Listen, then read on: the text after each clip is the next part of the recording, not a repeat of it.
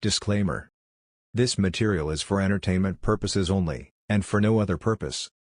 Please consult a legal professional for proper legal advice, including understanding what this document means. Please consult the actual legal document for all legal uses. This presentation is no substitute for the actual filed document. We cannot help you if you do not follow this simple, reasonable, and good advice. Please let us know about any errors in this presentation so that we can correct them. Unfortunately, we cannot and will not correct any errors made in the underlying documents, so please make sure the error is a presentation error.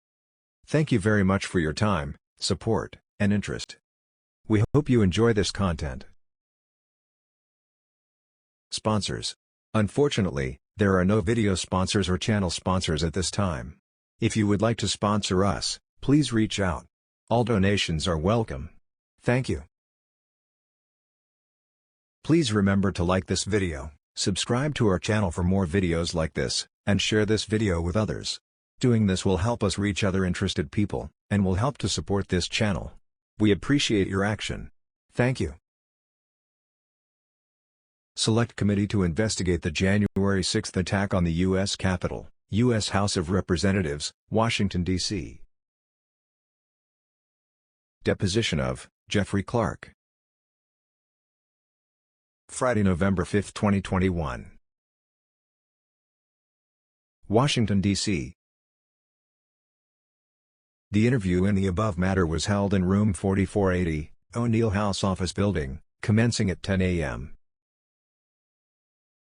Present, Representatives Thompson, Lofgren, Schiff, Aguilar, Murphy, Raskin, Luria, Cheney, and Kinzinger. Appearances. For the Select Committee to investigate the January 6 attack on the U.S. Capitol. Name redacted, Staff Director. Name redacted, Deputy Staff Director and Chief Counsel. Name redacted, Chief Investigative Counsel.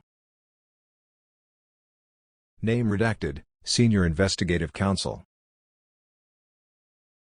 Name redacted, Detailee, Department of Homeland Security. Name redacted, Senior Investigative Counsel. Name redacted, Professional Staff. Name redacted, Chief Clerk. Name redacted, Senior Investigative Counsel. Name redacted, Investigative Counsel. Name redacted, Parliamentarian. Name redacted.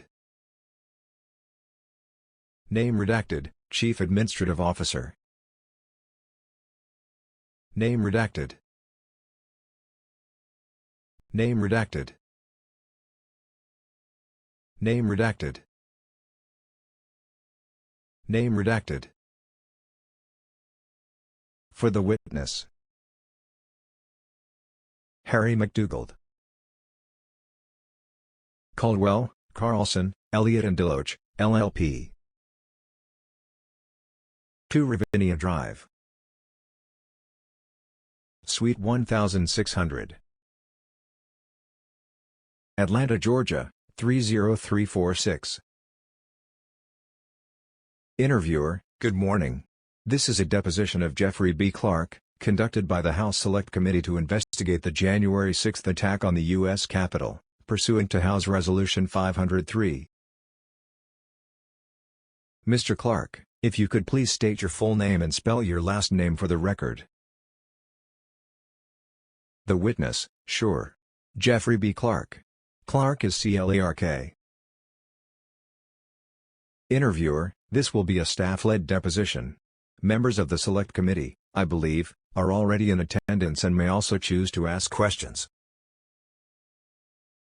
My name is name redacted and I'm the Chief Investigative Counsel to the Select Committee. I think we have Vice Chair Cheney, Ms. Lofgren, 2 members of the Select Committee, who are attending via WebEx.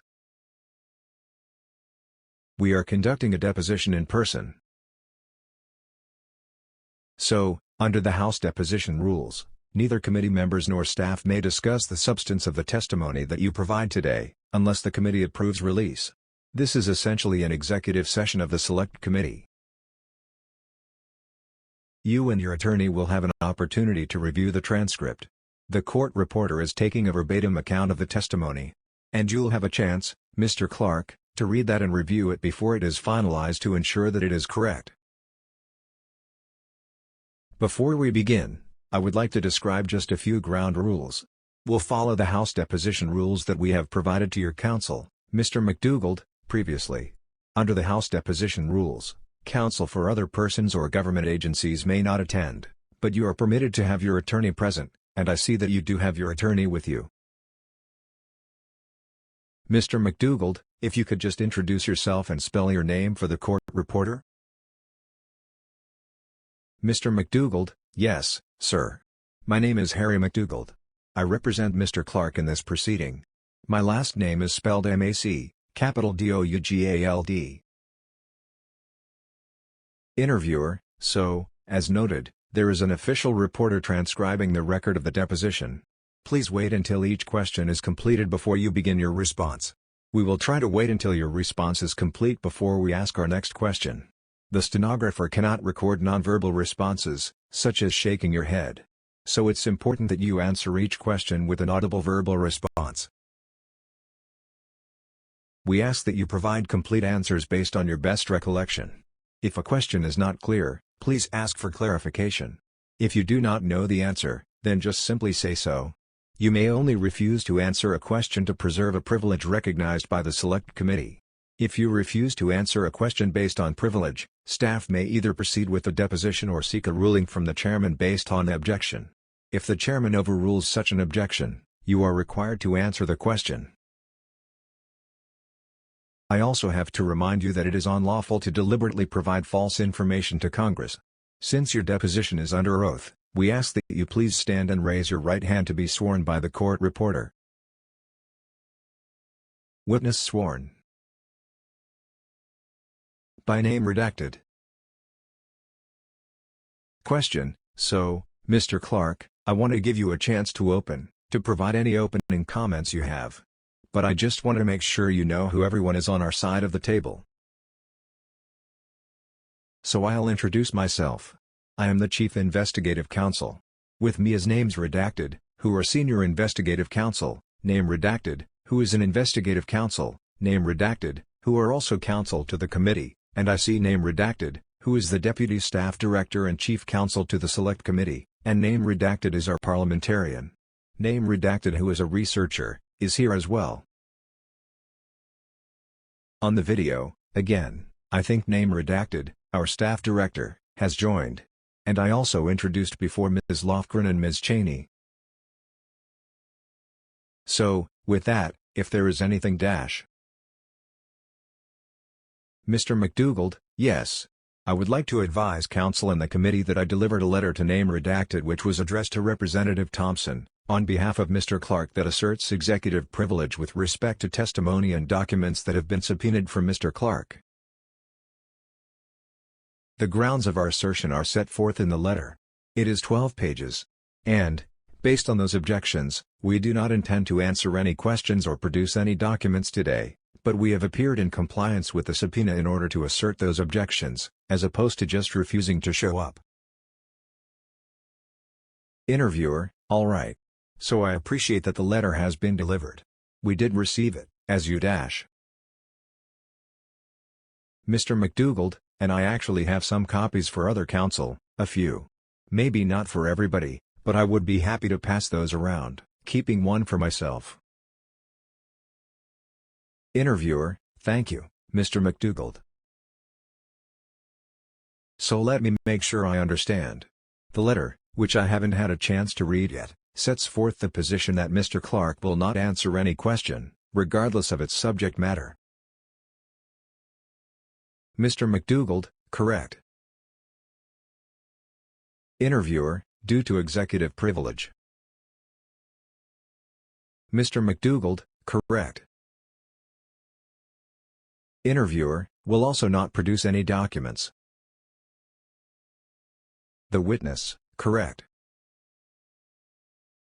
Mr. MacDougald, and I interrupt just to say also on the basis that it would be prudent to await the conclusion with finality of the judicial review proceedings that are going on in the DDC. Interviewer, again, I haven't had a chance to read the letter. But I will say for the record that our intention today was to ask questions well beyond direct communications with the former president, questions about your involvement with members of Congress, questions about your work within the Department of Justice, your interaction within the department well beyond direct communications with the president. Again, still your position that, beyond direct communications, all of the entire subject matter is subject to executive privilege? Mr. MacDougald, yes. That is our position. And the reason for that is that the privileges that are under the overall umbrella of executive privilege are numerous, including presidential communications. In addition, as a Department of Justice official, there is a law enforcement privilege, law enforcement investigation privilege. There is a deliberative process privilege. There are any number, not to mention the attorney-client privilege. So all of these things are applicable in this context. I understand that's disputed by the committee. Interviewer, Mr. MacDougald, and I don't want to get into an argument with you all about that today. That's being argued in court. And there will ultimately be a decision about that. We don't know where that line is going to be drawn. Mr. Clark finds himself in a position of having worked for a president who has exerted executive privilege, giving him a letter asserting executive privilege. And, therefore, as his lawyer, I can't allow him to be exposed to the risk of guessing where that line is going to be drawn. And so, for now, we are standing on executive privilege. We will not be answering any questions or producing any documents. Interviewer, you are in receipt, Mr. Clark, are you not, of a letter dated July 21, I believe, of earlier this year, from the Department of Justice, indicating that, in view of the current White House, the current Department of Justice, it would not be appropriate to exert executive privilege? Mr. MacDougald, we understand that's the position of the Department of Justice on this matter. The witness, but Mr. MacDougald, and the White House. I mean, he did receive a letter. Okay? The witness, I want to reserve all rights as to that letter, including rights to make any and all arguments about it, but I am in receipt of the letter, yes. Interviewer, okay. Can we take 5 minutes? Mr. MacDougald, sure. Interviewer, I just want to consult with the parliamentarian about sort of what, if anything, we need to do on the record to preserve the ongoing conversation. Mr. MacDougald, sure. Interviewer, I appreciate it. Thank you. Mr. MacDougald, thank you, sir. Interviewer, so we'll take a brief recess. Recess. By name redacted. Question, thank you for your indulgence. I had a chance to quickly look at the letter. And I do want to ask a few questions just to clarify more specifically the basis of the privilege assertion and ensure that we have on the record some of the things that happened before today.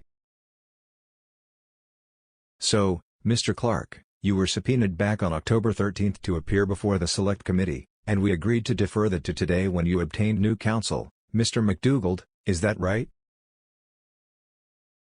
Answer, that's correct. Question, and were you given, and I asked you about this before, a letter back, dated July 26 of 2021, that, and I'm going to quote from it. It was from the Department of Justice, indicating that committees had sought your testimony about any efforts by President Trump or any DOJ officials to advance unsubstantiated allegations of voter fraud, challenge the 2020 election results, stop Congress' count of the Electoral College vote, or overturn President Biden's certified victory. And, in response to congressional inquiries on those subject matters, the Department of Justice indicated, and I'm going to quote again, given these extraordinary circumstances, including President Biden's determination on executive privilege, which was that it wouldn't be appropriate, and having reviewed the scope of the committee's request and reviews, the department authorizes you to provide unrestricted testimony to the committees irrespective of potential privilege, as long as the testimony is confined to the scope of the interviews as set forth by the committees. And you received that letter back in July. Is that right? Answer: I've answered that question already. I will refer to counsel. Question: And are you aware that other representatives of the Department of Justice, frankly your superiors at the time that you were employed there, received a similar letter and have provided testimony to congressional committees? Answer: Yes. Question: And, yet, your position today is in stark contrast to theirs. Mr. MacDougald: Yes, we addressed that in the letter. Interviewer: Okay. By name redacted. Question: Now, in the letter, which, again, I appreciate you giving us this morning, but we have not had a chance to review before. Mr. MacDougald: And I would like, on the record, to apologize to you, and to the committee and staff for being so late in delivering this item to you when you were inquiring about our position.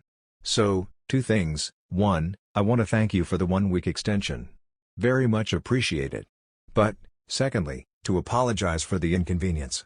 Having just gotten into the matter, we have been working on this right up until yesterday afternoon and preparing what we were going to say, and we just weren't ready to tell you. Interviewer: Mr. MacDougald, I understand. These are important issues, and we want to make sure you and your client are fully prepared. Mr. MacDougald: It is a very important matter. Interviewer: We are trying our best to get to the fact and want to make sure we are treating all witnesses with fairness and professional consideration. But, going back to the letter, attached to the letter is a letter that you received from Doug Collins, who represented the former president, that essentially says, upon receipt of the DOJ authorization, that the former president will not seek judicial intervention to prevent your testimony or the testimony of the other Department of Justice officials who have already received letters from the department similar to July 26, 2021, letter. So you attach a letter explicitly from the former president saying that he would not seek judicial intervention to prevent you from going forward with this deposition or other inquiries from Congress. Mr. MacDougald: We address the letter and what it means in detail in our letter. And we do not agree with the characterization that you just made of that letter. We view that letter as directly asserting executive privilege. And the non-objection statement that you read from is expressly conditioned on certain things not happening. Those things have happened. Furthermore, the President has in fact filed suit asserting executive privilege against the committee, and specifically, he referenced his intention of executive privilege with respect to former DOJ personnel, such as Mr. Clark.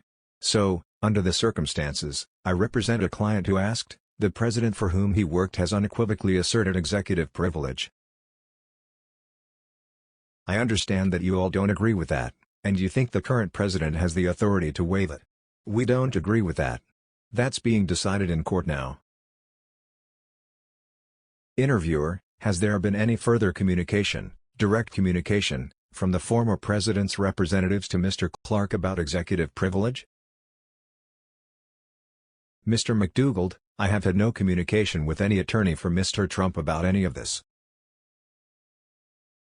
Interviewer: Your letter indicates, and I'm looking at pages 2 and 3, that the former president did directly direct other witnesses who have been subpoenaed by the subcommittee, Mark Meadows, Dan Scavino, Kash Patel, and Steve Bannon, instructing them not to testify. Did you get any similar communication from the former president similarly directing that you not provide testimony? Mr. MacDougald: We contend the August 2 letter from Mr. Collins on its face and in light of subsequent developments constitutes such a direction. Interviewer: And your letter also cites the pending litigation. So, to be clear about your position, the pending litigation that the President has filed, Trump v. Thompson, in the D.C. District Court governs, in your view, your ability to testify to the Select Committee without regard to executive privilege. Mr. MacDougald: That's not accurate. Interviewer: Okay. Well, help me understand. Mr. MacDougald, so the President has asserted executive privilege. He's instructed Mr. Clark to assert executive privilege. Interviewer, and your view is, I'm sorry to interrupt you. Mr. MacDougald, yes. Interviewer, but that is in the August the 2nd letter? Mr. MacDougald, and in light of subsequent developments and in light of footnote 2 in their original brief in support of the application for preliminary injunction. So all those things together clearly instruct Mr. Clark to abide by President Trump's invocation of executive privilege. And, as his attorney, I cannot expose him to the risk of going against that. Interviewer, let me pause and see if anybody else. Go ahead, Jeff. Mr. Schiff, do you have any questions? Mr. Schiff, I do. I just want to make sure that I understand correctly. You have not received any communication from the President instructing Mr. Clark to assert executive privilege. Is that correct? Mr. MacDougald, that is not correct. I've just explained that. Mr. Schiff, no, you haven't. So have you received a letter dash? Mr. MacDougald, you may not agree with the explanation, but it is an explanation. We have a letter from August 2nd asserting dash. Mr. Schiff, well dash. Mr. MacDougald, the privilege. We have subsequent developments that invalidate the conditions to testimony dash. Mr. Schiff, Mr. Dash. Mr. MacDougald, we have the President's lawsuit. Mr. Schiff, do you have a letter from the President instructing Mr. Clark to assert executive privilege?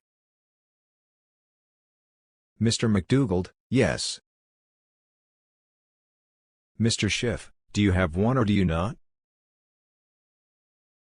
Mr. MacDougald, yes. It is attached to my letter. Mr. Schiff, is that a letter to Mr. Clark? Mr. MacDougald, yes. It is. Mr. Schiff, from the President's counsel instructing him to assert executive privilege. Mr. MacDougald, that's correct. Mr. Schiff, can I see that letter? This is the letter that concludes, nonetheless, to avoid further distraction and without any way otherwise waive an executive privilege associated with matters the committee are purporting to investigate, President Trump will agree not to seek judicial intervention to prevent your testimony or the testimony of 5 other former department officials, Richard Donahue, Patrick Hovakamian, Byung B.J. Pak, Bobby Christine, and Jeffrey Clark. We have already received letters from the department similar to the July 26 letter you received. As long as the committees do not seek privileged information from any other Trump administration officials or advisors. If the committee do seek such information, however, we will take all necessary appropriate steps on President Trump's behalf to defend the office of the presidency. This is the letter you're referring to? Mr. MacDougald, yes, Mr. Schiff. I apologize for the dash. Mr. Schiff, and you are aware that President Trump has not sought judicial intervention to prevent Mr. Clark's testimony? Mr. MacDougald, not specifically asking Mr. Clark, but the current lawsuit against the committee specifically refers to the invocation of executive privileges to persons like Mr. Clark in footnote 2 of the opening brief in support of their application for preliminary injunction, which has been delivered, of course, to committee counsel. Mr. Schiff, I just want to make sure that I have the chronology correct. The President's counsel wrote to Mr. Clark saying that they would not seek judicial intervention to prevent his testimony, and they have not done so. Correct? Mr. MacDougald, that is not a fair or accurate summary of the letter. The letter attaches conditions to that, and those conditions have not been met. Mr. Schiff, well, presumably, counsel, if the conditions have not been met, President Trump was more than capable of seeking judicial intervention to stop Mr. Clark's testimony. Correct? Mr. MacDougald, yes, Congressman Schiff. Mr. Schiff, and he has not done so. Has he? Mr. MacDougald, Representative, we disagree with that.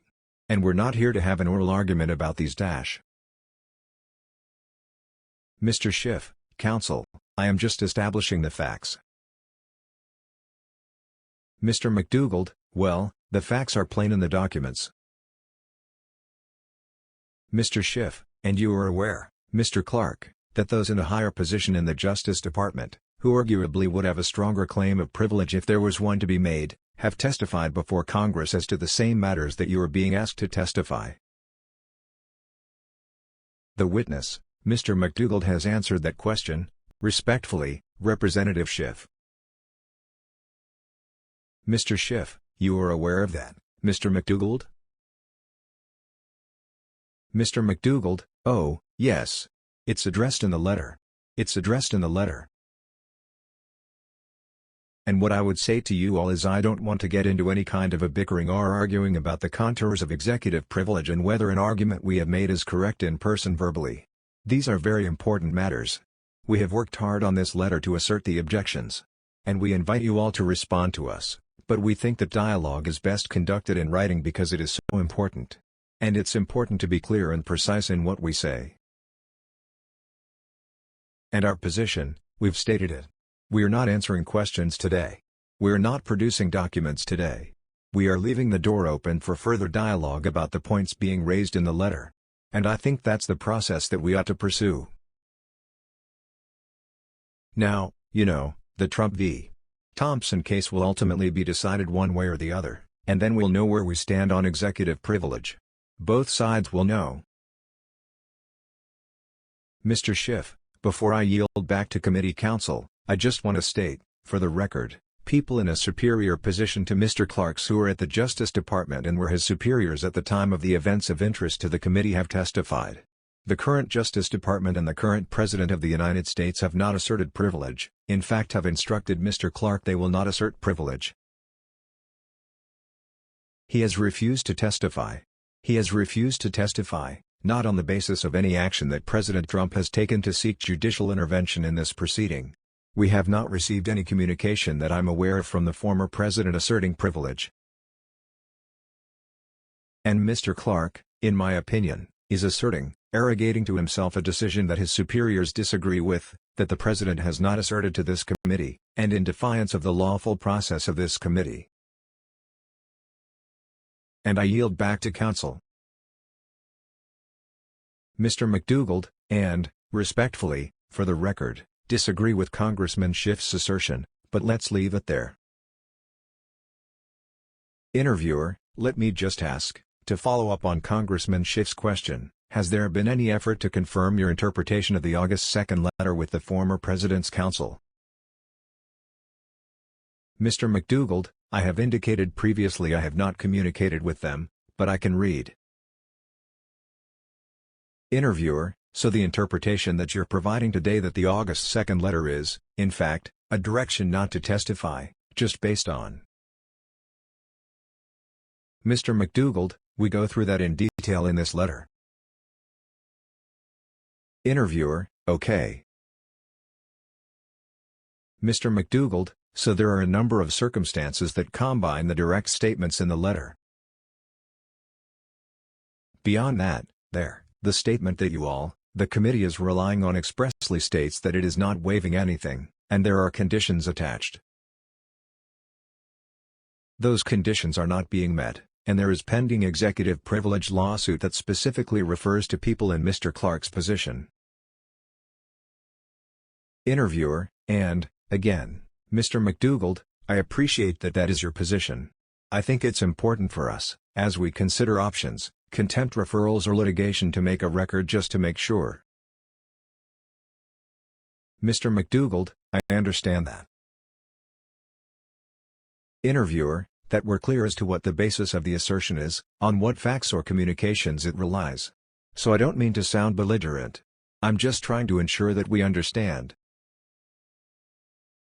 Mr. MacDougald, I understand and respect that. You have a job. I have a job. Interviewer, To that end, we do need to go through, not every question that I would have asked, but I do need to flag particular areas that we seek to develop. I understand your position would be, as I go through those, that you will not answer that question due to assertion of executive privilege, but that, Mr. MacDougald, establishes the factual basis of what we're seeking as we consider further proceedings. Mr. MacDougald, we're not willing to do that. Interviewer: well, again, this is a deposition of the Select Committee. I have to go through and ask some questions that will understandably prompt privilege. But, to ensure that the court ultimately or the Justice Department has a record of the subject matters and can evaluate the privilege claim, it's important for us to put those subject matters in the form of questions directly to Mr. Clark. Mr. MacDougald, let me confer with Mr. Clark. Do you mind if we step out? Interviewer: yes. Of course. We'll go off the record. Recess.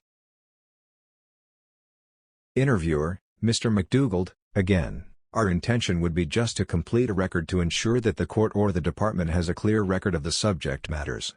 And we want to go through those questions, understanding that they will trigger an assertion of privilege, but we think it is important to put them to the scope of our intended areas of inquiry on the record. Mr. MacDougald, our position is that we have asserted the objection, and there's a pending court proceeding that will determine the contours of executive privilege with respect to the committee's investigation. And it is premature to engage in that exercise and that it is just unproductive to engage these questions. And we invite the committee, as we did in the letter, to have some dialogue with us. But, pending resolution of that case, we do not think that going through that process that you described is productive or worthwhile. It is just not what we are doing. As we say in the letter, if the committee in the meantime would like to significantly narrow the scope of the inquiry that it wishes to pursue with Mr. Clark, we are willing to discuss that and do that. I mean, if it is more narrowly focused on the events of January 6th, that's something that we can work with you on. But, right now, executive privilege not, Mr. Clark has ethical responsibilities to respect the assertion of privilege until this is determined judicially. Interviewer: you, right now, have no idea exactly what it is I intend to ask Mr. Clark because I haven't had a chance yet. We haven't had any negotiations. We haven't had any sort of proffer or exchange of information. So it's important, in the view of the Select Committee, to establish for Mr. Clark, for the Department of Justice, for potential court to evaluate the claim, to put on the record what the scope of our area of inquiry is of Mr. Clark. And, again, I understand that he's not going to provide, is unlikely to provide any answers to those questions, and that is his right at this time to assert that privilege. But, to the extent we are going to challenge the privilege, Mr. MacDougald, we need a record that would form the basis of that challenge. Mr. MacDougald, 1 second. Discussion off the record. Mr. MacDougald, the concern that I have, is that, at some point, this devolves into badgering the witness. And I would be surprised if the committee undertook litigation against Mr. Clark concerning the scope of the executive privilege while the Trump v. Thompson case is ongoing. That would be highly duplicative, wasteful of resources. And most of those privilege questions can be answered by that case. And so, with respect to topics, the assertion of privilege, it's, my client is in a bind. He's under subpoena. And, yet, the president that he worked for has asserted executive privilege. Okay? He cannot testify under those circumstances, period.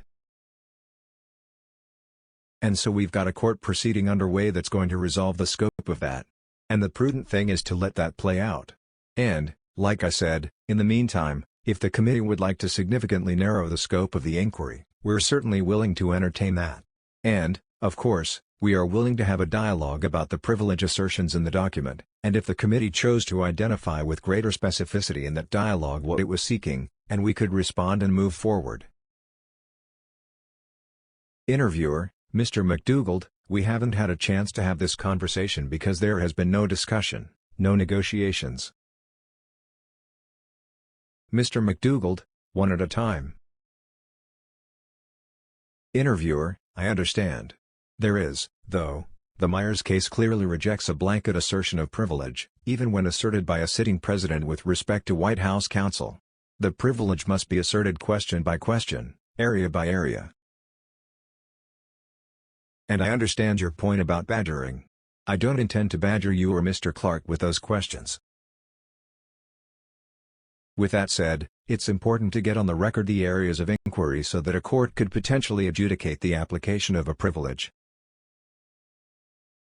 Mr. MacDougald, I think that if the committee is interested in pursuing the inquiry, balancing Mr. Clark's interests in complying with his duties as a lawyer in light of President Trump's invocation of the privilege, the fair thing due to Mr. Clark is to let the Trump v. Thompson case play out rather than badgering. Now, if there is some alternative method of preserving the record, I'm happy to discuss that. But think sitting here for 5 hours while counsel and committee members propound questions that we're not going to answer is not a good use of anybody's time. And, as far as, and, again, on the timing of this and us not having had a dialogue, before I got involved, Mr. Clark asked for a 3-week extension. That was not agreed to. That's okay. You get to decide, which made the 1 week you gave me especially appreciated when we spoke. But it is a significant matter. There are weighty and difficult legal issues involved. And, I'm not going to let Mr. Clark produce either attorney-client or executive privilege or any other privileges in response to these questions. I don't know where that line is going to end up. So I have to protect him. So we are just not going to answer the questions. Interviewer, I understand. We're talking past each other. I'm not trying to talk you out of your position at this point. I'm simply trying to establish a record that can be considered by the Select Committee first and ultimately potentially by the Attorney General of the United States if there's a criminal contempt referral or a federal judge if there is some sort of effort civilly to enforce the subpoena. We don't have that complete record at this point. I'm not saying that any of that's going to happen, but we need to create a record to consider next steps. So it's not meant to be badgering. I understand. 11 a.m. Mr. MacDougald, okay. And my suggestion and request to the committee is to make that record after the decision is made in Trump v. Thompson, and you'll know where we stand. Interviewer, but we are not necessarily going to wait for Trump v. Thompson to be resolved before we seek enforcement action, and that's why we need to make the record today. And, again, I understand that these questions will prompt, according to what you said thus far, some kind of executive privilege assertion. I want to make sure we understand the basis of that assertion and that you understand and that ultimately a court understands what are the areas that we seek to develop with Mr. Clark. Again, not meant to be badgering. It's just essentially clarifying our positions and creating a record for others to review thereafter. So let me just dash. Mr. MacDougald, we are not going to participate in that, and we are concluded, and we are leaving. Interviewer, so, to be clear, you're refusing to answer any of these questions or even go through and assert privilege question by question. Mr. MacDougald, correct. Interviewer, based on the representations in the letter and dash. Mr. MacDougald, correct. Interviewer, a blanket assertion? Mr. MacDougald, correct. Interviewer, go ahead, Mr. Clark. The witness, the blanket assertion point is inaccurate. The points are made in the letter. Mr. MacDougald has made the points, and we're going over the same thing again and again, and it's not productive. And so you'll see that the letter makes the arguments about what would be prudent and efficient from this, point forward, and that's what we're going to stand on. Interviewer, Mr.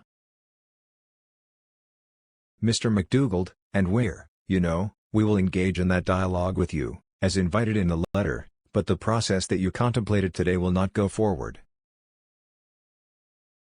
Interviewer, let me stop again and see if anyone else has any questions. Mr. Schiff, I do have one question. Well, a couple of questions. So, counsel, on behalf of your client, Are you refusing to answer any questions today regarding the subject matter of our committee? Mr. MacDougald, our position is stated in the letter, Congressman. Mr. Schiff, and, just for clarity, are you refusing to answer any questions about the subject matter of January 6 to our committee? Mr. MacDougald, well, actually, our letter invites the committee to narrow its scope to the events of January 6. Mr. Schiff, but, Counsel, you're refusing today. Mr. MacDougald, but the committee has not done that. Mr. Schiff, well, counsel for the committee was endeavoring to go through the questions and find out what your client would answer and what they would not. Do I understand your position today is that you are giving a blanket refusal to answer any questions about the events of January 6 to this committee? The witness, Representative Schiff, you're mischaracterizing our position. That question has been asked and answered about 6 times now. Mr. Schiff, well, then . The witness, if I had a transcript, I could count them. Mr. Schiff, then do you object to our asking you questions today about January 6? The witness, we've already answered that question. We think . Mr. Schiff, so then you're refusing to answer questions today. Just want to establish a very clean record. You're refusing to answer any questions today about January 6? The witness, we think that you need to have a dialogue with Mr. MacDougald about that before that proceeds. Mr. Schiff, so . Mr. MacDougald, you can take that up if the scope is narrowed. But, as we sit, the scope is not narrowed. Mr. Schiff, well, counsel, this would be an opportunity for you to narrow the scope and answer questions . Mr. MacDougald, it's not for me to narrow the scope. Mr. Schiff, answer questions that you believe are within the scope and refuse, and then we can decide what repercussion from that refusal. But, today, you are refusing to answer any questions whether they're within your perceived idea of the scope of the committee or not. Is that correct? Mr. MacDougald, we have asserted our position that we are not answering questions today.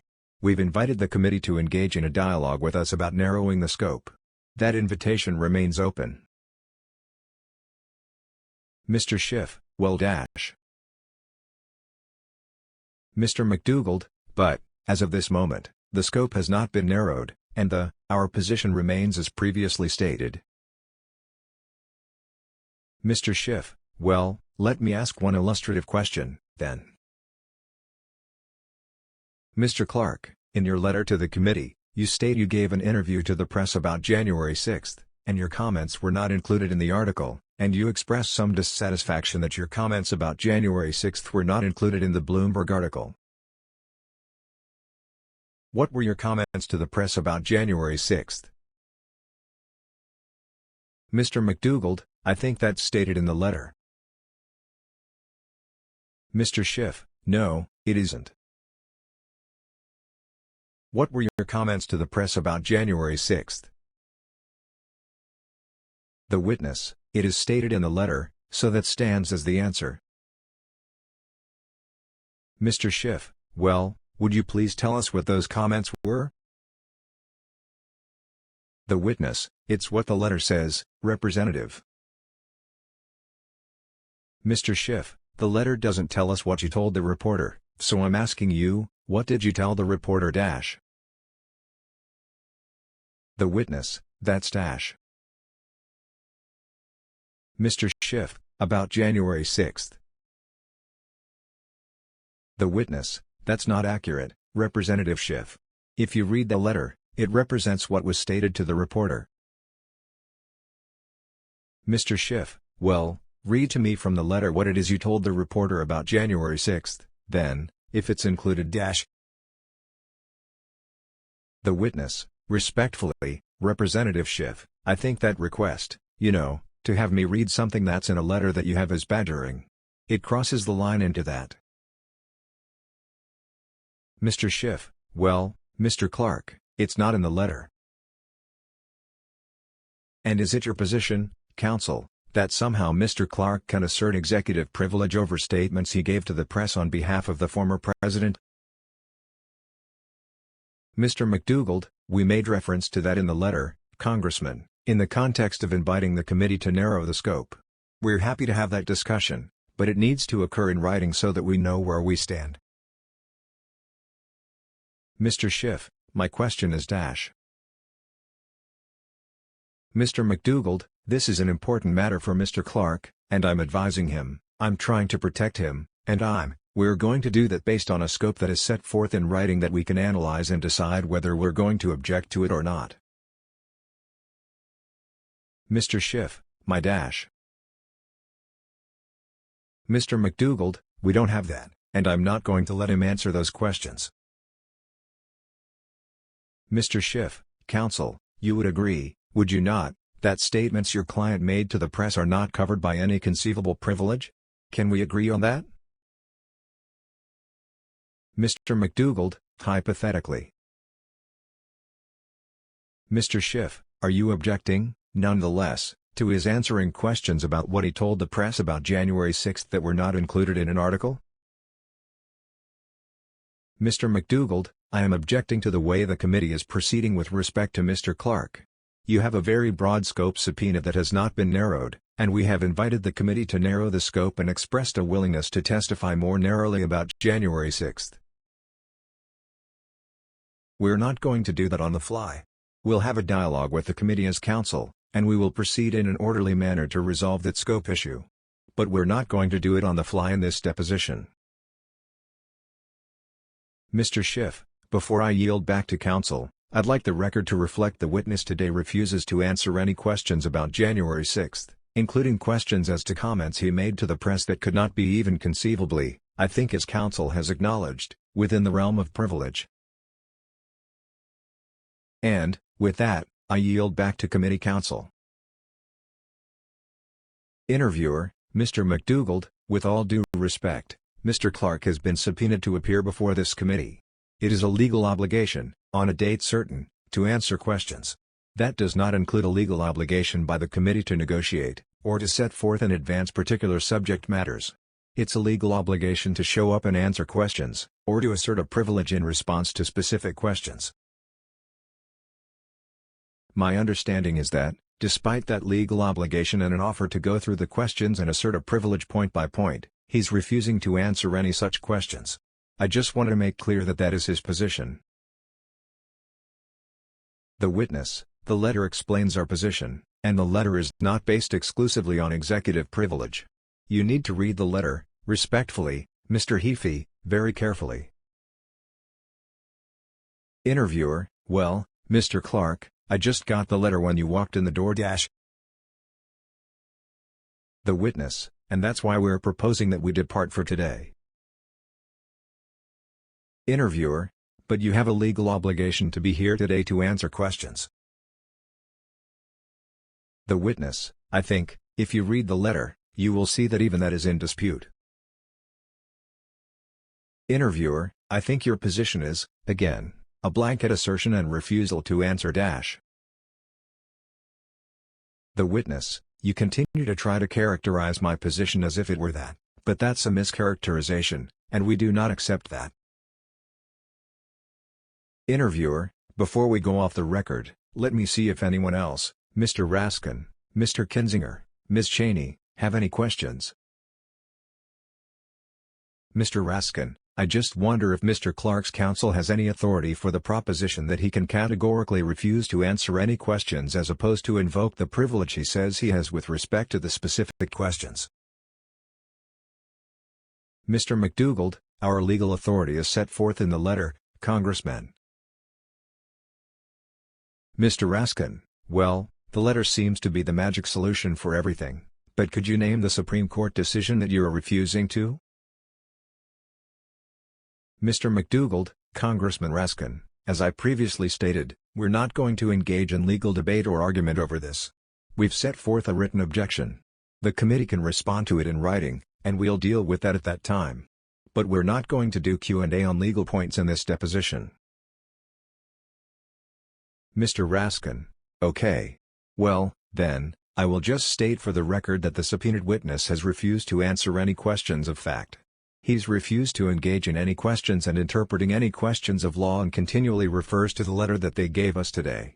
So I would just say I think that this witness is categorically refusing to engage in any of the obligations that he's required to engage in. And I'll yield back. Interviewer: Yeah. Mr. Kinzinger, go ahead. Mr. Kinzinger: Yeah. Just a real quick, and, since the letter is the focus, can you tell me when this letter, if you would, was completed? Did you finish it 5 minutes prior to coming in at 10 o'clock, being as you had a legal obligation to show up today, and is that why we just got this at this moment? Your legal obligation was completed just a couple minutes ago, or had you had this in hand a few days prior when maybe you could have shared it and we would have been, better armed to discuss since this is the only thing you're willing to discuss? Mr. MacDougald: Thank you, Congressman. You may not have been tuned in earlier when I explained to name redacted my apology for giving this to him just this morning. I was just engaged last week. We've been working continuously on this letter up through yesterday afternoon, late, and I've been conferring with Mr. Clark. So I've been continuously involved in the preparation of this letter since sometime last week. I can't remember what day I first got started, but it was just late.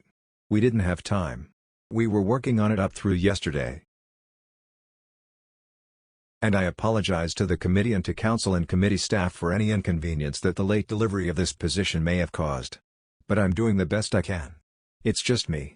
It's just me trying to help Mr. Clark, and I've done everything that I could to get this ready in the time that I had available, and that went up almost to the last minute. Interviewer: Other members? Ms. Cheney, anything from you?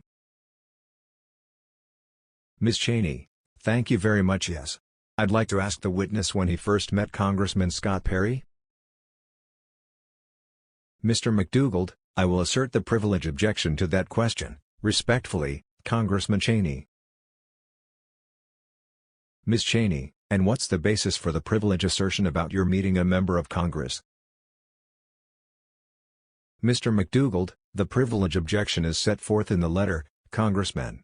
It's a detailed legal question, and the parameters of the privileges that attend aides and advisors to the President extends in many directions.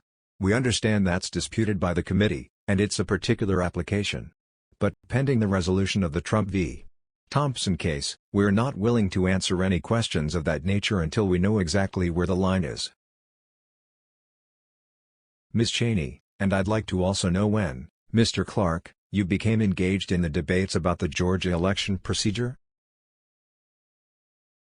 Mr. MacDougald: Same objection. Ms. Cheney: I'm sorry. Could you please state that for the record?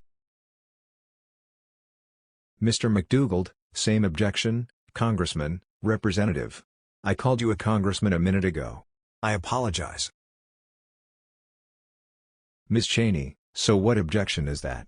You're claiming executive privilege with respect to your knowledge about Georgia election procedures? Mr. MacDougald: You're talking about me or Mr. Clark? Ms. Cheney: I'm talking about Mr. Clark, your client. Mr. MacDougald: We assert privileges in the letter that cover that, Representative. Ms. Cheney: Did you have any interaction with any other members of Congress? Mr. MacDougald: Same objection, respectfully. Ms. Cheney: And in terms of your assertions about Dominion voting machines and smart thermostats, could you explain where you got that information? Mr. MacDougald: Same objection, respectfully. Ms. Cheney: So I just want to be clear that I want the record to show that Mr. Clark is refusing to answer any questions, including those questions that have nothing to do with any of his interaction with the President, questions that couldn't conceivably be covered by any assertion of executive privilege. And, with that, I'll yield back. Interviewer: Thank you. Anyone else? Mr. Aguilar, Ms. Luria, Ms. Lofgren? Ms. Lofgren, I'm fine. Interviewer, no? Okay. Just a couple of things. The subpoena also today was to produce documents as well as deposition testimony. Are there any documents, and this may be covered in the letter, but, again, haven't had a chance to read it, that you have that are responsive to produce to the Select Committee? Mr. MacDougald, we are asserting the objection as to all the document requests, and noting in the letter that there is very substantial overlap between the letters, the documents requested from the archives. Interviewer, okay. Mr. MacDougald, and the documents requested from Mr. Clark. Interviewer, uh-huh. Mr. MacDougald, and, consequently, we do not have any responsive documents for you today. Interviewer, okay. So very substantial overlap suggests that there are some documents that Mr. Clark possesses that are not included in the archives. Mr. MacDougald, well, that's not right. Whether he has custody or control of the document is one thing. Interviewer, uh-huh. Mr. MacDougald, whether it's covered in the request at the archives is another. Interviewer, we specifically, and I think this was the product of an email that I sent you, have been interested in his use of a personal email, redacted. Was there any use of that email for subject matters related to the Select Committee's inquiry, and have those documents been identified as responsive? Witness conferred with counsel.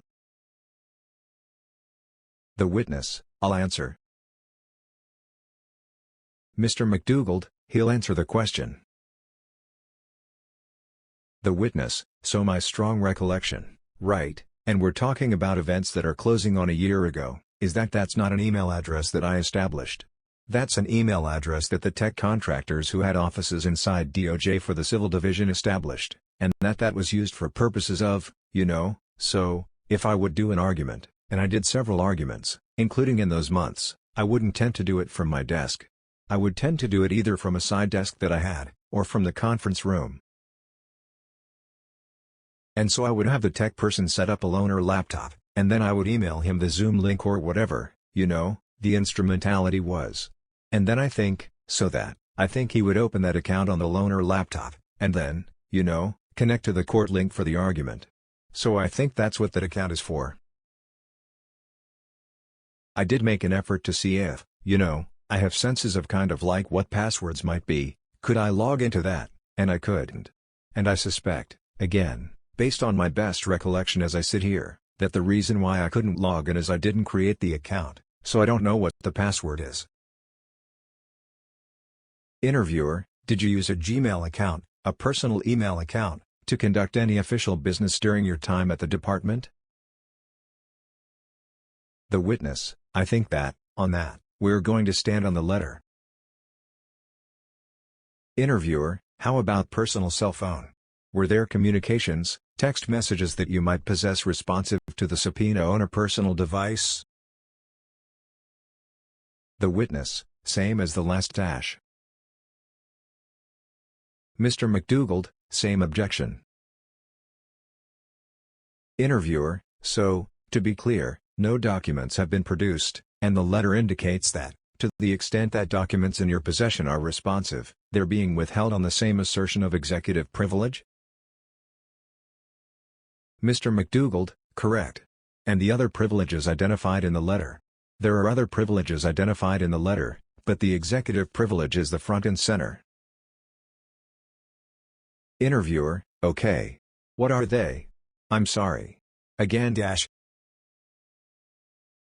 Mr. MacDougald, well, there's we enumerate, and I believe these are all subsidiary to the executive dash.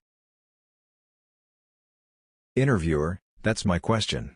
Are they all within the executive dash? The witness, no. Mr. MacDougald, well, no. That's a subtle legal point. The witness, yeah. I would say no. I think that you should look at the enumeration, and we stand on that.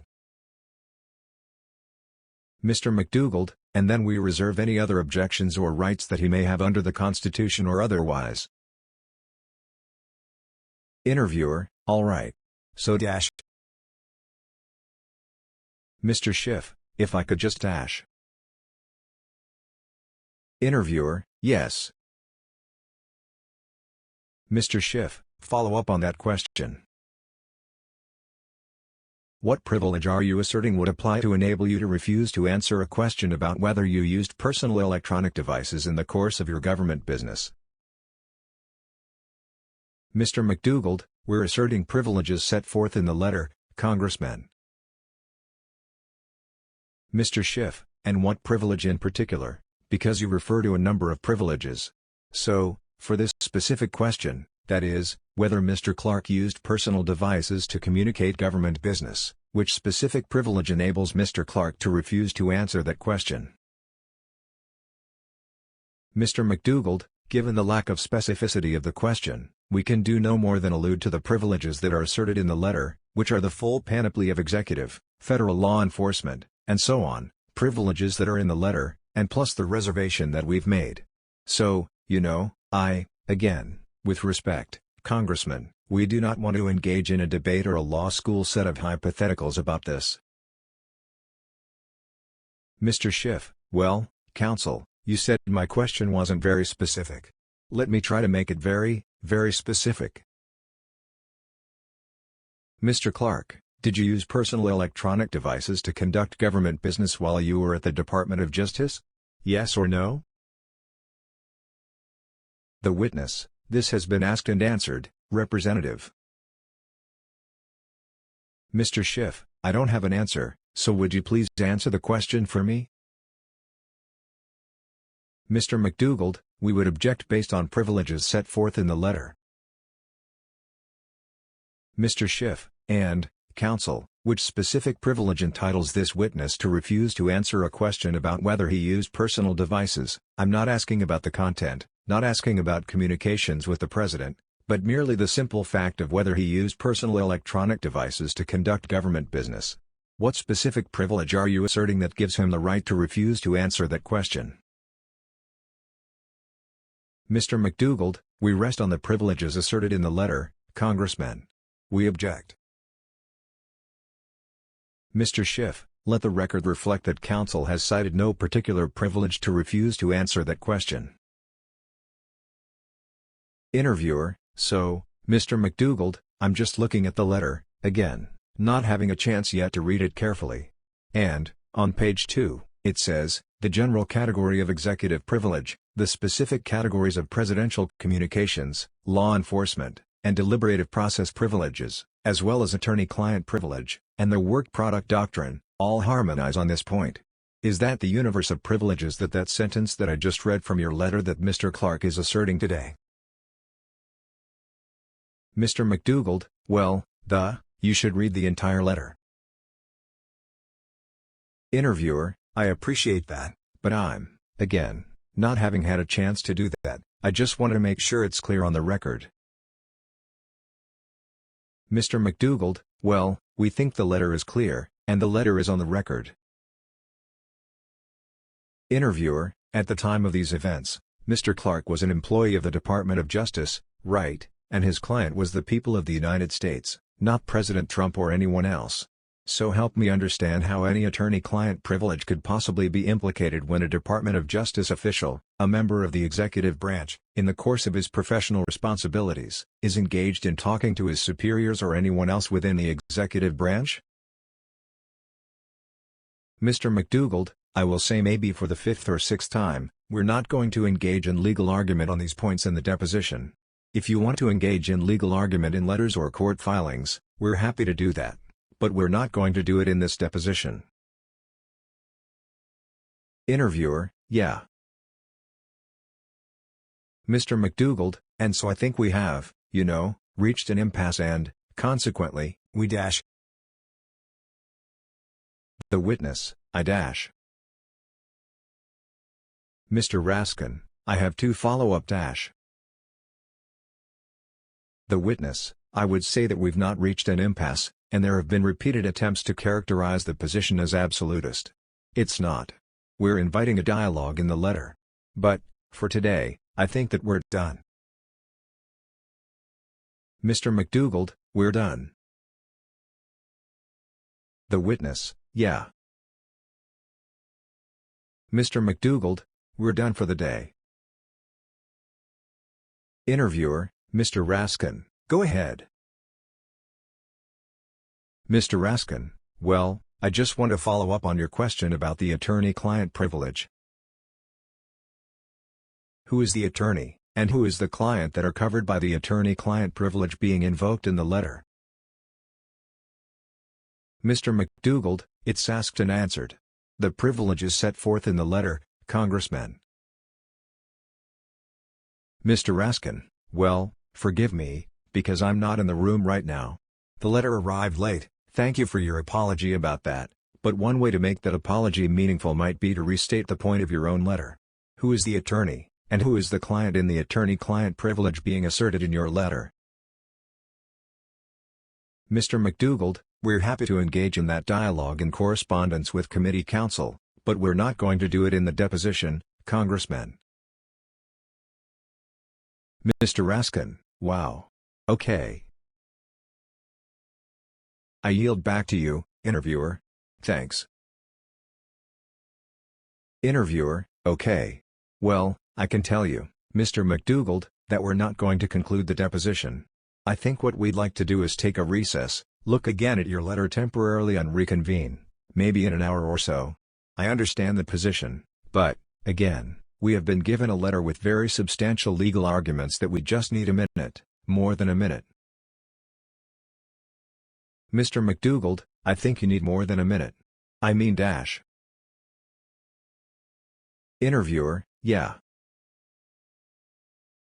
Mr. MacDougald, to be fair to the witness, it will. You need to let us go, and then you all study it and figure out what you want to say about it, and then we'll respond. Interviewer, yeah. We dash. Interviewer, respectfully, that's not the way it works. The witness was subpoenaed to be here today. Whether it's an inconvenience for him to wait an hour or so while the committee and the staff discuss this, he doesn't have any right to avoid being inconvenienced by a brief delay like that. The witness, so I think the response on that is I see no indication, from the fact that the same questions are being asked over and over again, that anything is going to change as a result of that. So, we're going to depart at this point. We have the dialogue. We want it to be open. You can come back to us. And we recognize that the letter will require your study, but, you've also placed me in a position where you did not give the full extension that was requested in light of personal circumstances and in light of, the situation I have to deal with in terms of managing life generally, and so, I think, at this point, we would like to conclude things, and that's our position. Again, that's not a closed door. It's an open door to dialogue. Interviewer, Mr. Clark, with all due respect, the door has been open since July when the Department of Justice wrote you a letter. I first personally reached out to your counsel in August. The indication was that perhaps you would come in for a voluntary interview. And, when that ultimately was not something to which you agreed, the committee issued you a subpoena with a legal obligation. You changed counsel, and we gave your new counsel a brief indulgence because he had just been retained. And, as a matter of professional courtesy to Mr. MacDougald, we gave you an extra week. But, with all due respect, we have been willing to talk with you, work with you, wanted to do this voluntarily since this summer. So this is not a last-minute attempt to force you without ample notice of our interest to answer questions on the record. Our efforts in good faith to engage with you extend 4 months. The witness, so, as the letter indicates, I had been reviewing various things, studying legal doctrines, conferring with counsel, so we have similarly proceeded in good faith, and we continue to want to proceed in good faith. But, for today, sitting here to have the same questions be asked and for attempts to, respectfully, to be made to mischaracterize our position, that's not something that it seems to be prudent to continue to do. Interviewer: The rules of the House provide that the chair will rule on objections or assertions of privilege. The chair has not yet had an opportunity to rule. Part of the reason for a brief recess and discussion with the chairman is to get, again, this is all part of completing our record such that the committee can consider other options. So we can stand in recess subject to the call of the chair. We're not concluding the deposition. But the rules of the House provide a recess subject to the call of the chair as we consult with him and seek his potential ruling on your executive privilege assertion. The witness: that involves procedures that you will decide how to invoke, and, but, in terms of our presence, though, we're going to depart. We've made our position clear, and we've made our willingness to engage in a dialogue from this point forward clear, and I think that's where we stand. Interviewer: Before I go, go ahead, Mr. Raskin. Mr. Raskin: What I would just say is that what I'm taking from the representation is that Mr. Clark's lawyer has declared us at an impasse, and Mr. Clark has declared that they're going to leave despite the fact that they're being told to stay under the rules of the committee. Interviewer: That is precisely my interpretation. The witness: Much like our dispute about the notion of absolutism, the notion that we're at an impasse is also a mischaracterization. I've repeatedly said and the letter says that the dialogue remains open. Mr. Schiff: And, counsel, I just want to add to the record that we were presented with this letter right dash. Interviewer: At 10 o'clock. Mr. Schiff: At 10 o'clock this morning. Counsel apologized for the late delivery of this letter, yet counsel has insisted that a 1-hour recess to consider the letter further and consult with the chairman of the committee is beyond their willingness to accommodate, and it is their intention to walk out of the deposition notwithstanding the deposition continues. I yield back to counsel. Interviewer: Again, my view is precisely the same as Mr. Raskin's and Mr. Schiff's. Disappointing, but we will consider you to have left the deposition that is subject to recall by the chair. Mr. MacDougald: Okay. Mr. Clark and Mr. MacDougald left the deposition at 11:29 a.m. Interviewer: Okay. We're still on the record, Ms. Lofgren. I just want to make sure that there are things that are entered for the record, right? Exhibit 1 is the letter to Mr. Clark that was sent by the Department of Justice on July 26, 2021, which I'd ask that we mark and be part of the record as Exhibit 1. I believe Exhibit 2 will be the letter that Mr. MacDougald delivered to the Select Committee today. I don't think we need the subpoena to be an exhibit. That's already part of the committee's record. Name redacted: We're okay because he showed up. Name redacted: He did. So those two exhibits and the DOJ letter and his letter to us will be formally part of the record of the deposition. Clark Exhibit Number 1 was marked for identification. Clark Exhibit Number 2 was marked for identification. Interviewer: And, before we go off the record, is there any other representations here, Mr. Schiff? Mr. Schiff: I would just like to include in the record a copy of the Bloomberg article that counsel for Mr. Clark references in which, per counsel's letter, Mr. Clark was disappointed it didn't include his discussion of January 6, the interview that was published. He summarizes that conversation with the reporter, but was unwilling today to discuss even what he told the reporter during that interview, and failed to identify any privilege that would cover, even conceivably, an interview that Mr. Clark gave with the press about January 6. And I would like that to be included in the record. Clark Exhibit Number 3 was marked for identification. Interviewer: I appreciate that. What I would propose to do quickly is to go through the exercise that he refused to indulge and just put on the record the areas that I intended to develop with him, just, again, so that, for consideration by a court or by a DOJ, at least the subject matters that we intended to develop are reflected in an official proceeding. Name redacted: And I just wanted to make sure that the record reflected when the witness left. It did. Interviewer: okay. So, and this won't take 5 hours, as Mr. Clark suggested, but I intended to develop with him a series of questions about documents, what he maintains, his use of personal devices or emails, to get a little bit more information about categories of responsive information that he maintains, whether or not he was withholding any of them on a privilege basis. He has not produced any documents or privilege log to the committee. I then intended to develop very simple things about his background, his professional background, his educational background, his current employment. I would have proceeded then to questions about the institutional role of the Department of Justice in matters of election integrity. There was a November 9 memo from Attorney General Barr to the department that authorized U.S. attorneys' offices to investigate credible allegations of voter fraud. I wanted to ask him about the Civil Division or the Environment of Natural Resources Division having any role in voter fraud investigations. I wanted to ask him about communications he had with President Trump, from his initial introduction to President Trump, which we think occurred sometime in December of 2020, the role of Congressman Perry or Mark Meadows in facilitating that introduction, what they discussed, whether it was about the election or otherwise, who else might have participated in the communication with President Trump, and the specific representations of the discussion. We wanted to talk to him about the White House contacts policy and the fact that his communications with the president violated that White House policy, and the fact that he didn't notify Attorney General Rosen or Deputy Attorney General Donahue of those communications. We wanted to talk about the reaction by the Department of Justice leadership to their discovery of that meeting, any representations he made to them.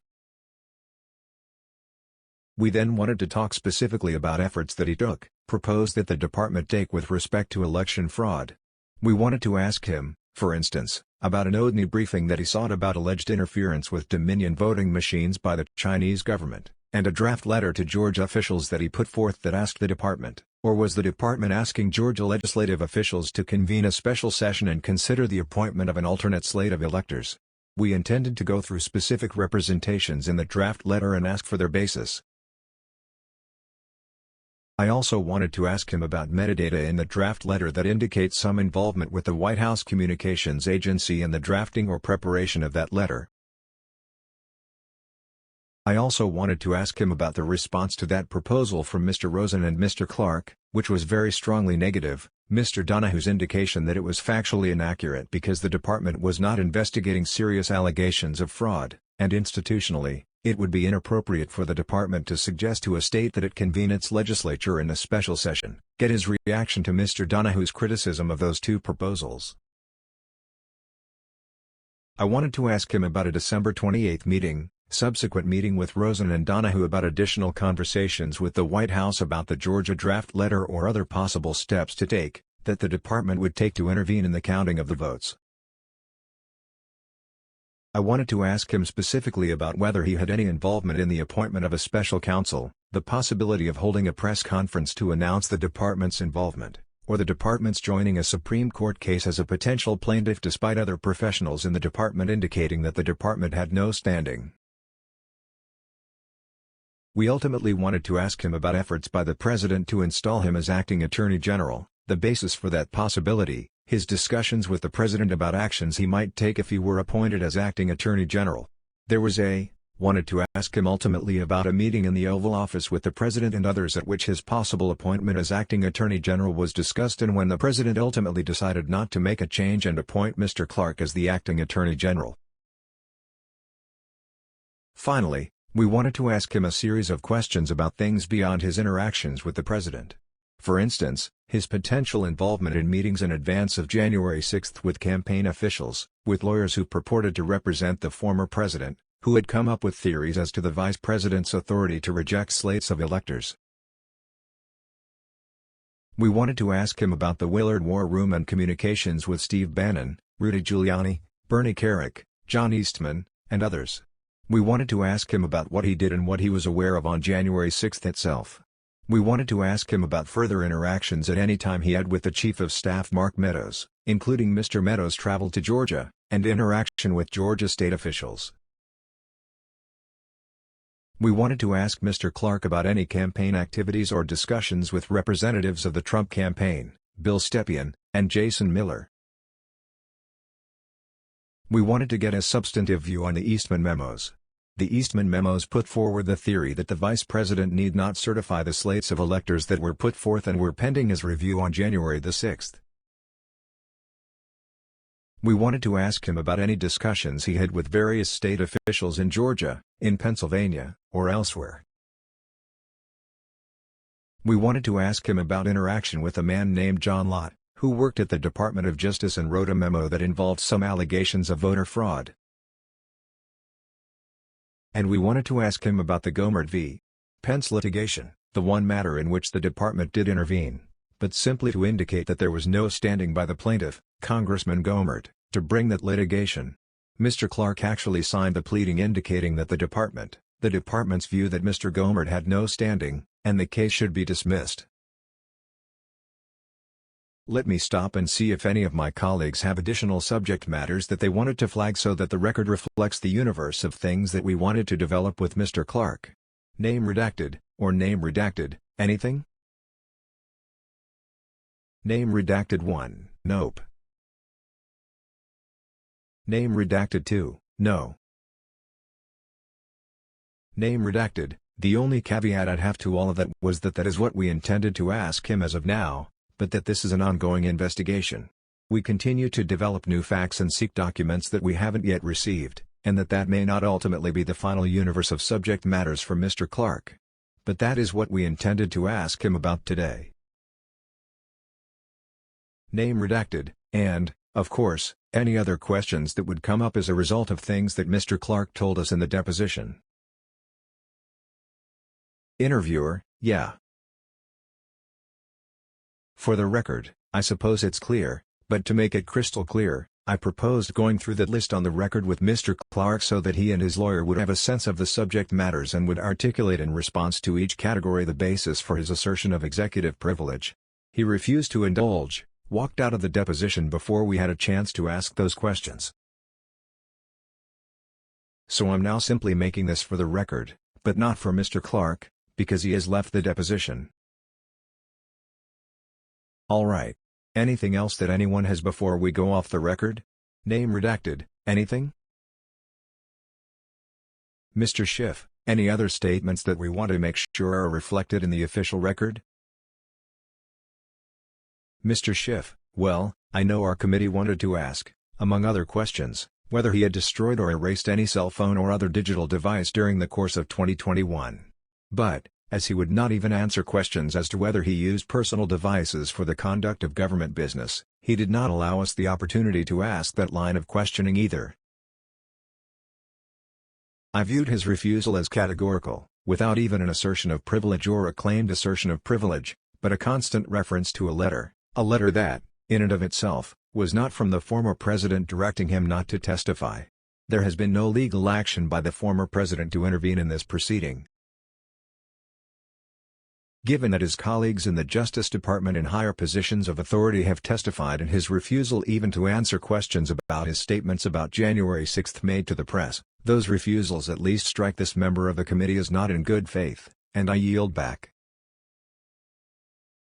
Interviewer, yeah. Any other members? Yes? Mrs. Luria. Mrs. Luria, I just wanted to add for the record that, although he referred to the letter numerous times and refused to answer the vast majority of questions, I felt that he negated his claim to privilege by his universal claim to privilege for every question by actually answering a select question about the abuse of the Gmail account. So, although he claimed overall privilege, he did negate that on his own by answering a single question, and so that, I just wanted to place that was my impression on the record. Interviewer, Alright. Any other members of the committee? Yeah. And I'll say that this record will remain open and that we are just going to, the deposition will stand in recess subject to the call of the chair, so the record will not be closed, but does anyone else have anything now to add? No? I think I made my points about the state of engagement with Mr. Clark. The Select Committee reached out to him through counsel back in August. We repeatedly sought his voluntary cooperation, and it wasn't until he indicated he would not agree to a date for voluntary cooperation that we moved to issue him a subpoena. He changed counsel very late, only about a week ago. Mr. MacDougald was retained a week ago, but he had previous counsel with whom we were very directly engaged on multiple occasions. All right. Then I think we can go off the record at this point with the caveat that the deposition will stand in recess subject to the call of the chair. Whereupon, at 11:43 a.m., the deposition was recessed, subject to the call of the chair. 4:15 p.m. Chairman Thompson, so we will reconvene the deposition of Jeffrey Bossert Clark. The committee will come to order.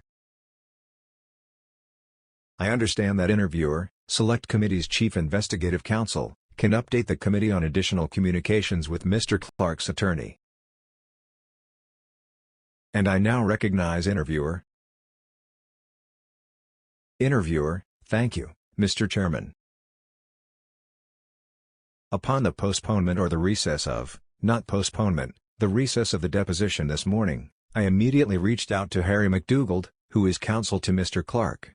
Called him. His cell phone, voicemail was full. Sent him a text message, asking him to call me. And then sent an email, essentially letting him know we were going to reconvene at 4 o'clock for the purpose of you, Mr. Chairman, considering and ruling upon his objection, and received an email response from Mr. MacDougald at 3:25 p.m., indicating that he was already en route back to his office in Atlanta. He said it will not be possible for us to return at 4 o'clock. He could not allow Mr. Clark to appear without counsel. And then he sets forth some specific objections to the process, the rules of the House which have the chairman ruling on objections. And I will make that email exchange part of the record as an exhibit to the deposition. Chairman Thompson, thank you very much. Earlier today, Mr. Clark's attorney, Harry MacDougald, delivered to the Select Committee a letter asserting blanket privileges and objecting to Mr. Clark's further participation in the subpoenaed deposition. Pursuant to House Deposition Authority Regulation 7, a witness may refuse to answer questions only to preserve a privilege. That same authority empowers the chair to rule on any objection. Do we want to recognize other members? If so, we could open the floor for discussion. I know Mr. Raskin, who's in a CBC meeting, had indicated he wanted to say something or potentially. Does any other member wish to be heard on the objection? Ms. Lofgren, I think it's quite clear that Mr. Clark has failed to adhere to the subpoena, the rules of the House, the precedents in law, in statute, and is completely acting in a lawless way. Chairman Thompson, well, I thank the gentlelady. And the chair, at this point, is prepared to rule on the objection. As I stated in a letter I sent to Mr. Clark's attorney this afternoon, Mr. Clark does not enjoy categorical claims of privilege across every elements of the Select Committee investigation as authorized by House Resolution 503. Accordingly, I overrule the objections asserted by Mr. Clark and direct the witness to answer the questions posed by members and committee counsel, asserting relevant specific privileges on a question-by-question basis. Since the witness has decided not to reappear pursuant to notice, my ruling will be communicated to Mr. Clark in writing. The chair will allow Mr. Clark, until Tuesday, to cooperate with my direction to answer the Select Committee's questions in light of this ruling. Accordingly, the deposition stands in recess subject to the call of the chair. We will close that part of the deposition. And we will now, for the benefit of the Select Committee, just talk about the committee's business, strategy, and what other items we might want to discuss. Interviewer, Mr. Chairman, thank you. We wanted to go off the record. We want to make sure we can go off the record now. We will let the court reporter go and thank her very much for her patience today. So we are off the record as of now.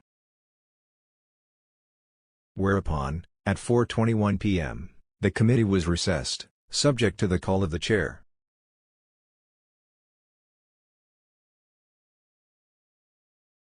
Thank you for your time. Please remember to like this video, subscribe to our channel for more videos like this, and share this video with others.